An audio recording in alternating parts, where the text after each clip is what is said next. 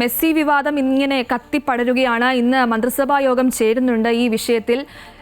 ഇതിൽ കായിക വകുപ്പ് സെക്രട്ടറിയുടെ റിപ്പോർട്ടിന്മേൽ ഉന്നത അന്വേഷണം പ്രഖ്യാപിക്കും. വന്ദേമാതരത്തിലെ ചീഫ് സെക്രട്ടറിയുടെ സർക്കുലറും ചർച്ചയാകും. ആലാപനത്തിലെ സർക്കാർ നിലപാട് ഇന്ന് അറിയാൻ സാധിക്കും. ഈ വാർത്തയുടെ കൂടുതൽ വിശദാംശങ്ങളുമായി അൻഫിൽറ്റ് തിരുവനന്തപുരത്ത് നിന്നും ചേരുന്നുണ്ട്. അൻഫിൽറ്റ്, ആരാധകരുടെ വികാരം മുതലെടുത്ത് സത്യത്തിൽ പറഞ്ഞാൽ ഒരു അടിമുടി ക്രമക്കേടാണ് ഈ ഒരു മെസ്സി വിവാദത്തെ ചൊല്ലി ഉണ്ടാക്കിയിരിക്കുന്നത്. ഇതിൽ സർക്കാരിന്റെ നിലപാടാണ് ഇനി അറിയേണ്ടത്. സർക്കാർ ആരാധകർക്കൊപ്പം നിൽക്കുമോ ഇല്ലയോ എന്നാണ് ഏവരും ആകാംക്ഷയോടെ ഉറ്റുനോക്കുന്നത്.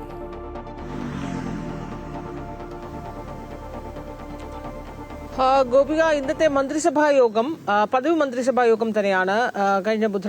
ഇന്നലെ ബുധനാഴ്ച ചേരേണ്ടതായിരുന്നു. അതുകൊണ്ടാണ് ആ ബുധനാഴ്ച ചേരാൻ കഴിയാത്തതാണ് ഇന്ന് ചേരുന്നത്.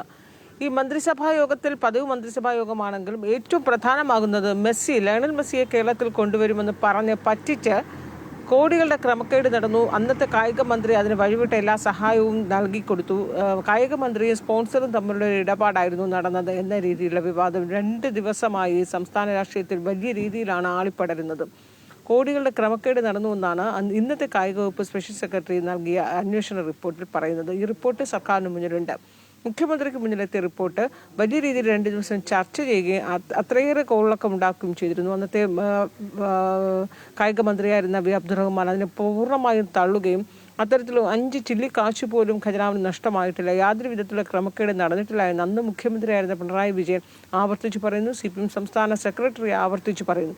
അതായത് CPM-ഉം അന്നത്തെ സർക്കാരും പൂർണ്ണമായും ഇതിനെ ഖണ്ഡിക്കുന്നു, പൂർണ്ണമായും ഇതിനെ തള്ളിയാണ് രംഗത്ത് വരുന്നത്. ഒരു ക്രമക്കേട് പോലും നടന്നിട്ടില്ല. അതായത് സർക്കാരിന്റെ ഭാഗത്തു നിന്നോ മന്ത്രിയുടെ ഭാഗത്തു നിന്നോ യാതൊരു വിധത്തിൻ്റെ ക്രമക്കേട് നടന്നിട്ടില്ല, അനാവശ്യമായ ഒരു ഇടപെടലും നടന്നിട്ടില്ല എന്ന് പറയുമ്പോഴും ഈ തെളിവുകളൊക്കെ തന്നെയും സർക്കാരിനും അന്നത്തെ കായിക വകുപ്പ് മന്ത്രിക്കും എതിരാണ്. അതുകൊണ്ട് തന്നെ ഒരു തുടരന്വേഷണം എന്ന രീതിയിൽ ഇത് ഉന്നതതല അന്വേഷണം പ്രഖ്യാപിക്കാനാകും സർക്കാരിൻ്റെ തീരുമാനം. ഇന്നിപ്പോൾ ക്യാബിനറ്റ് ഈ റിപ്പോർട്ട് സ്പെഷ്യൽ സെക്രട്ടറി നൽകിയിരിക്കുന്ന വളരെ ഗുരുതരമായ ക്രമക്കേടും ഗുരുതരമായ കണ്ടെത്തലുമാണ് സ്പെഷ്യൽ സെക്രട്ടറിയുടെ റിപ്പോർട്ടിൽ പറയുന്നത്.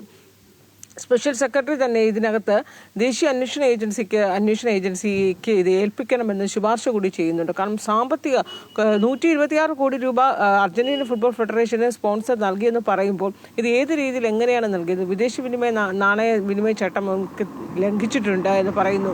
ഇതിൻ്റെ എല്ലാ നടപടിക്രമവും പാലിച്ചാണ്. അങ്ങനെയുള്ള രേഖകളോ ഒന്നുമില്ല, യാതൊരു വിധത്തിലെ രേഖകളും ഇല്ലാതെയാണ് ഒരു കരാറിൻ്റെ പേരിൽ വലിയ രീതിയിലുള്ള പണം അത് വിദേശ രാജ്യത്ത് വിനിമയം ചെയ്യുന്നതിന് വേണ്ടി ഇത് മറയാക്കി എന്ന രീതിയിലാണ് ഇപ്പോൾ കാര്യങ്ങൾ പുറത്തു വരുന്നത്. അപ്പോൾ ഇത് യഥാർത്ഥത്തിൽ എന്താണ് സംഭവിച്ചത് എന്നതും മാത്രമല്ല, അന്ന് മന്ത്രി സ്പെയിനിലേക്ക് യാത്രയും നടത്തി. ആ യാത്രയിൽ ദുരൂഹതയുണ്ട്. അതിൻ്റെ എല്ലാ വിശദാംശങ്ങളും കണ്ടെത്തണം. ഇവരുടെ യാത്രകളും രേഖകളും ഇമെയിലും അടക്കം വിശദാംശങ്ങൾ കണ്ടെത്തണമെന്നാണ് ഈ റിപ്പോർട്ട് ശുപാർശ ചെയ്യുന്നത്. അപ്പോൾ ഈ സമഗ്രമായ ഒരു അന്വേഷണം വേണമെന്ന് എല്ലാ ഭാഗത്തു നിന്നും പ്രത്യേകിച്ച് BJP ഉൾപ്പെടെ എല്ലാവരും രംഗത്തുണ്ട്. അപ്പോൾ ഇന്നത്തെ ക്യാബിനറ്റെ സംബന്ധിച്ച് ഏറ്റവും സുപ്രധാനം തന്നെയാണ് ഇന്ന് സർക്കാർ എന്ത് തീരുമാനമെടുക്കുമെന്നതാണ്. അപ്പോൾ സർക്കാരിൻ്റെ മുന്നിൽ ഇരിക്കുന്നത് ഈ ഫയൽ കൃത്യമായി ഇന്ന് ചർച്ച ചെയ്തതിനു ശേഷം മനസ്സിലാക്കുന്നത് ഉന്നതതല യോഗം പ്രഖ്യാപിക്കുമെന്നാണ്. ഉന്നതതല യോഗം പ്രഖ്യാപിച്ചതിന് ശേഷം അതിൽ നിന്ന് എന്താണോ കണ്ടെത്തലുകൾ ഉണ്ടാകുന്നത് അതിനനുസരിച്ച് തുടർ നടപടി എന്ന രീതിയിൽ മറ്റ് അന്വേഷണ ഏജൻസികൾക്ക്, കാരണം ഈ സാമ്പത്തിക വിനിമയ കുറ്റകൃത്യങ്ങളായതിനാൽ ഇത് EDയുടെ അണ്ടറിൽ വരുന്നുണ്ട്. ഒപ്പം തന്നെയും ED, SFIO ഉൾപ്പെടെയുള്ള അന്വേഷണ ഏജൻസികളുടെയൊക്കെ പരിധിയിലാണ് ഇത് വരുന്നത്. അതിനുശേഷം ഈ ഉന്നതതല അന്വേഷണത്തിൻ്റെ റിപ്പോർട്ടിൽ എന്തൊക്കെ ഗുരുതരമായ കണ്ടെത്തലുകളാണ് ഉണ്ടാവുക അതനുസരിച്ച് മറ്റ് ഏജൻസികൾക്ക് വിടണമോ വേണ്ടയോ എന്ന് സർക്കാർ തീരുമാനിക്കും. ഒപ്പം തന്നെ സംസ്ഥാന സർക്കാരിൻ്റെ സാമ്പത്തിക ക്രമക്കേടുകൾ അന്വേഷിക്കുന്ന വിഭാഗമൊക്കെ തന്നെ ഈ വിഷയത്തിൽ വിശദമായ അന്വേഷണം നടത്തുമെന്ന് തന്നെയാണ് സൂചന. എന്തായാലും ഏത് രീതിയിലുള്ള തുടരന്വേഷണമാകും ഈ കായിക വകുപ്പ് സെക്രട്ടറിയുടെ റിപ്പോർട്ടിന്മേൽ ഉണ്ടാകുക എന്ന് ഇന്നത്തെ മന്ത്രിസഭാ യോഗം ലക്ഷങ്ങൾ ചെലവഴിച്ചൊരു സ്പെയിൻ യാത്രയായിരുന്നു അതോടൊപ്പം തന്നെ ഈ സ്പോൺസർമാരെ തെരഞ്ഞെടുത്തത് മുതൽ ഈ സ്റ്റേഡിയം കൈമാറ്റം വരെ ഈ ചട്ടങ്ങൾ പാലിക്കാതെ എന്നാണ് അന്വേഷണ റിപ്പോർട്ടിൽ കണ്ടെത്തിയിരിക്കുന്നത് അല്ലേ? തീർച്ചയായും, കാരണം അത്രയേറെ ഗുരുതരമായ കണ്ടെത്തലുകളാണ് ഈ ഒരു ദിവസം. അതായത് കഴിഞ്ഞ ദിവസം ഇത് ഈ റിപ്പോർട്ട് പുറത്തു വരുന്നു, അപ്പോൾ തന്നെ വളരെ ഞെട്ടിക്കുന്ന വിവരങ്ങളാണ് ആ റിപ്പോർട്ടിൽ ഈ രേഖകളൊക്കെ തന്നെ ഉൾപ്പെടെ പുറത്തു വരുന്നത്. അതിനുശേഷം കൂടുതൽ കണ്ടെത്തലുകളാണ് ഈ റിപ്പോർട്ടും ഈ അന്വേഷണവും സംബന്ധിച്ച് പുറത്തു വന്നുകൊണ്ടേയിരിക്കുന്നത്. അപ്പോഴൊക്കെ തന്നെ ഈ കായിക മന്ത്രി ആവർത്തിച്ചതിനെ തള്ളുന്നു. ഇതിനകത്ത് യാതൊരു ക്രമക്കേടും നടന്നിട്ടില്ല. അന്ന് മുഖ്യമന്ത്രിയായിരുന്ന പിണറായി വിജയനും പറയുന്നത് ഇതിൽ ക്രമക്കേട് നടന്നിട്ടില്ല, എന്താണ് അന്വേഷണം വരട്ടെ, ഏത് അന്വേഷണവും നേരിടാൻ തയ്യാറാണ് എന്ന് പറയുന്നു.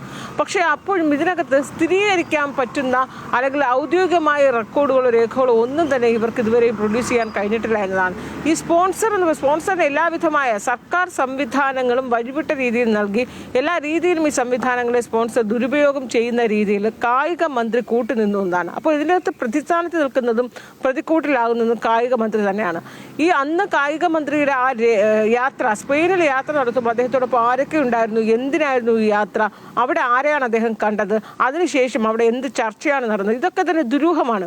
അതിനുശേഷം കായിക മന്ത്രി ഇവിടെ വന്ന് പറഞ്ഞ വിവരങ്ങൾ മാത്രമേ ഉള്ളൂ. മാത്രമല്ല തീയതികളൊക്കെ പ്രഖ്യാപിച്ചു. ഈ തീയതികൾക്ക് തന്നെ അർജന്റീന ഫുട്ബോൾ ഫെഡറേഷന്റെ അംഗീകാരം ഉണ്ടായിരുന്നില്ല, ഫിഫയുടെ അംഗീകാരം ഉണ്ടായിരുന്നില്ല, ഇന്ത്യൻ ഫുട്ബോൾ ഫെഡറേഷന്റെ അംഗീകാരമില്ല.